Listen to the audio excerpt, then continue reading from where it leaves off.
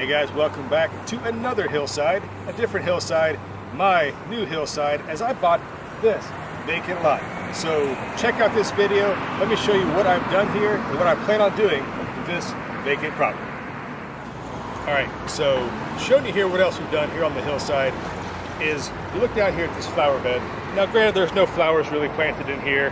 I got some clearance plants and some old lily bulbs I had growing in a container as well that needed a home. But all these rocks, I mean, some of these rocks right here are huge. These are heavy rocks.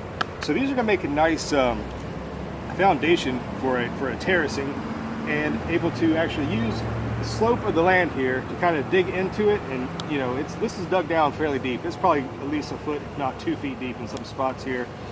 Brought in some good dirt. But, I mean, these rocks are an issue, okay? In a place you're trying to garden, you don't want big rocks, and you can get disheartened. You know, you could just think of it just as a lost cause, not something you can actually benefit from. But on a sloping land like this is actually a massive, massive blessing in disguise, because I'm able to actually terrace this land right here. This is actually going to be able to terrace it. And, you know, these will expand, get bigger, but just starting off, just trying to get something in the ground.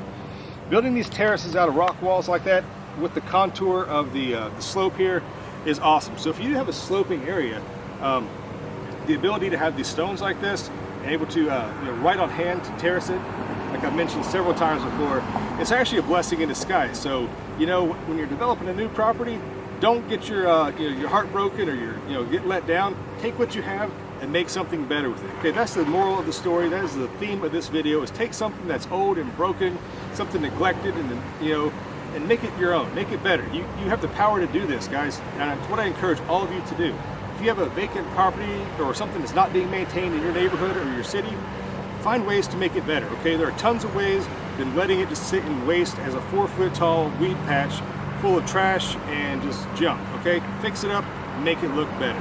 Okay, let's go ahead and continue the tour. Let me show you some cool stuff back here at the back edge of the property. All right, so what is actually a pretty cool feature here, and this is not natural, this is a man-made wall with some of the natural original stone of the actual mountain here kind of exposed towards the bottom. But just look at this feature. This is a nice little stone feature, sets the backdrop of the property right here. And again, able to put more terracing in here. As you look down here towards the bottom, you have some of the coleus and some more some flower bulbs and things like this. I've had some excess, but this is a pretty nice little terracing bed right here. And again, taking the stones, reclaiming them from the ground that we're standing on here to actually help improve and actually begin the transformation of a vacant lot, a vacant area here in the city, and turning it into something much more productive. And over time, they will expand. I'll add some more things. Right now, these are just ornamentals, but I, in the future, plan on planting some more fruit trees, some vegetable gardens, some other things that may be used for a, all around just a benefit, just adding some aesthetic beauty to this drive right here, because as I mentioned before, this was just a complete eyesore. And in less than 2 months, I've actually been able to reclaim the ground.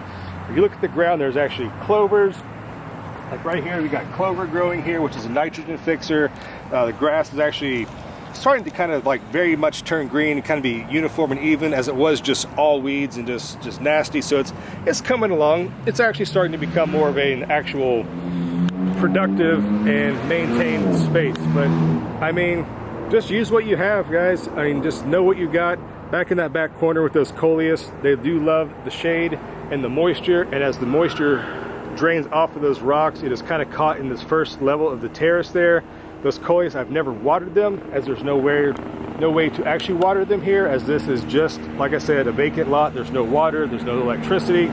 So what it's got is what it's got, And that's all that you can really hope to do in a situation like this, is work with what you have to help begin to rehabilitate and to remedy what was once an eyesore, turning it into something positive for the community, for your neighborhood, or wherever it is you might be.